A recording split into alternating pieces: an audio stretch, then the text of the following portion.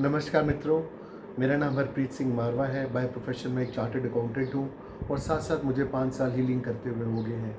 अभी तक हम थर्ड लेवल ऑफ हीलिंग में 2 चैप्टर्स, 2 थेरेपीज़ को डिस्कस कर चुके हैं। थेरेपी नंबर 1 गाइडेड मेडिटेशन, जिसको कि निर्देशित ध्यान कहते हैं, और दूसरा लेवल काउंसलिंग, जिसे हम परामर्श कहते हैं। यानी कि हमने ये 2 लेवल्स में अभी तक ये समझा है कि कैसे हम गाइडेड मेडिटेशन को यूज़ करके और काउंसलिंग को यूज़ करके एक जो मेंटल लेवल फ्रेमवर्क है एक हमारे सब्जेक्ट का, उसे हम कैसे चेंज कर सकते हैं। अब मैं इसको तीसरे लेवल पे लेके जा रहा हूँ, जिसे हम न्यूरो लिंग्विस्टिक प्रोग्रामिंग कहते हैं। जैसे कि हम अभी तक डिस्कस कर रहे थे कि न्यूरो लिंग्विस्टिक प्रोग्रामिंग एक बहुत बड़ा सब्जेक्ट है। ये 1970s में University of California Santa Cruz में इसका जन्म हुआ और जॉन ग्राइंडर और रिचर्ड बैंडलर, इन दोनों ने मिलकर इसे खोजा और इसके ऊपर अध्ययन किया। न्यूरो लिंग्विस्टिक प्रोग्रामिंग का मतलब क्या है? न्यूरो का मतलब है ब्रेन, दिमाग। लिंग्विस्टिक का मतलब है लैंग्वेज, यानी कि आप किस भाषा में बात करते हैं, दिमाग की भाषा। तीसरी इसमें है प्रोग्रामिंग। प्रोग्रामिंग को हम एक तरीके से कंप्यूटर सॉफ्टवेयर से हमने इसको उठाया है। इसको प्रोग्रामिंग का मतलब है कि इसको हम किस तरीके से चैनलाइज करते हैं, हम इसको कैसे यूज़ करते हैं अपने इमोशंस में। तो न्यूरो का मतलब हो गया ब्रेन या दिमाग, लिंग्विस्टिक का मतलब हो गया लैंग्वेज या भाषा, और प्रोग्रामिंग का मतलब हो गया कि इस भाषा को यूज़ करके आप कैसे अपने फिजियोलॉजी और मेंटल स्टेट को और इमोशनल स्टेट को आप रन करते हैं। तो न्यूरो लिंग्विस्टिक प्रोग्रामिंग के बारे में हम बात जब करते हैं तो इसके ऊपर हम ये बात करना बहुत ज़रूरी समझेंगे कि ये होती क्या है, ये और इसकी क्या ज़रूरत है।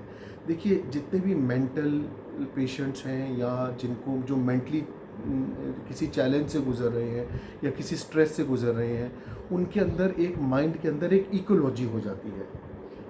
एक तरीके से आप इसको ऐसा समझें कि माइंड के अंदर आपके किसी तरीके की जटिलता आ जाती है। आपका माइंड किसी तरीके से कॉम्प्लेक्स हो जाता है और जिसकी वजह से आप कहीं अटक जाते हैं।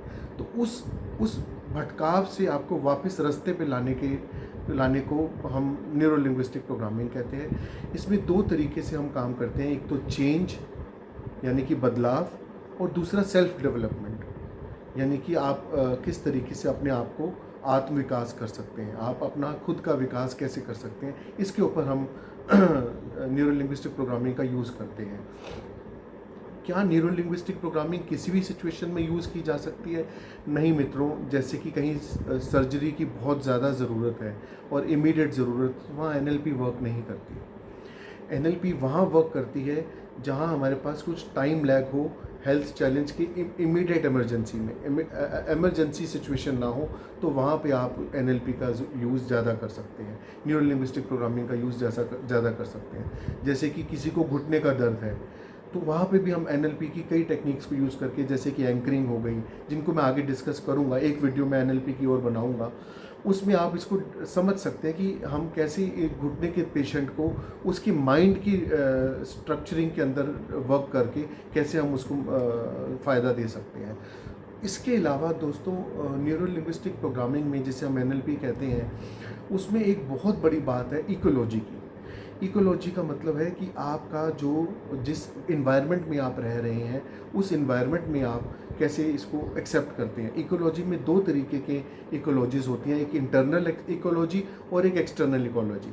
आपको मैं एक चेंज के लिए, बदलाव के लिए लेके जा रहा हूँ या सेल्फ डेवलपमेंट के लिए लेके जा रहा हूँ, आत्म विकास या बदलाव के लिए लेके जा रहा हूँ, तो आप एनएलपी को एक्सेप्ट करेंगे कि नहीं करेंगे, ये आपकी इकोलॉजी के ऊपर डिपेंड करता है, आपके माइंडसेट के ऊपर डिपेंड करता है। इंटरनल इकोलॉजी ये कहती है, क्या इस बदलाव से मुझे फ़ायदा होगा, क्या मैं इस बदलाव के लिए तैयार हूँ, क्या इस बदलाव से मेरा कोई नुकसान तो नहीं है, क्या इस बदलाव से, जिस बदलाव को मैं चाह रहा हूँ उसे मैं छोड़ने को तैयार हूँ।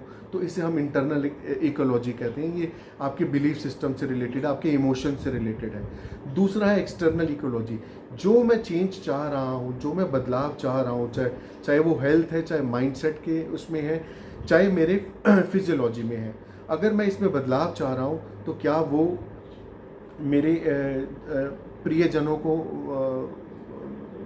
उनको इस बदलाव से कोई प्रॉब्लम तो नहीं होगी, मेरे एक्सटर्नल इन्वायरमेंट में कोई प्रॉब्लम तो नहीं होगी, या क्या मेरे जो जो मुझे प्रिय हैं, क्या उन वो इस बदलाव से मुझे एक्सेप्ट कर पाएंगे।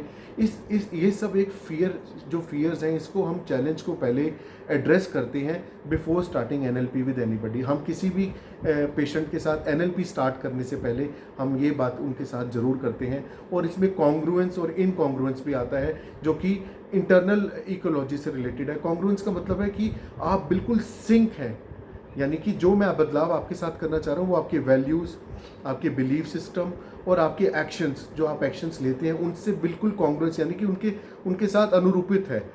दूसरा है इनकॉन्ग्रुएंस, ये तो ठीक है, मगर जब भी मगर आएगा तो आप समझिए कि जो आपका जिसके साथ आप एनएलपी करना चाह रहे हैं उन्हें किसी तरीके का इसमें झिझक है या किसी तरीके का उनको रुकावट है, तो उस रुकावट को एड्रेस किए बिना अगर आप एनएलपी करते हैं तो इसका इफ़ेक्ट कम रहेगा।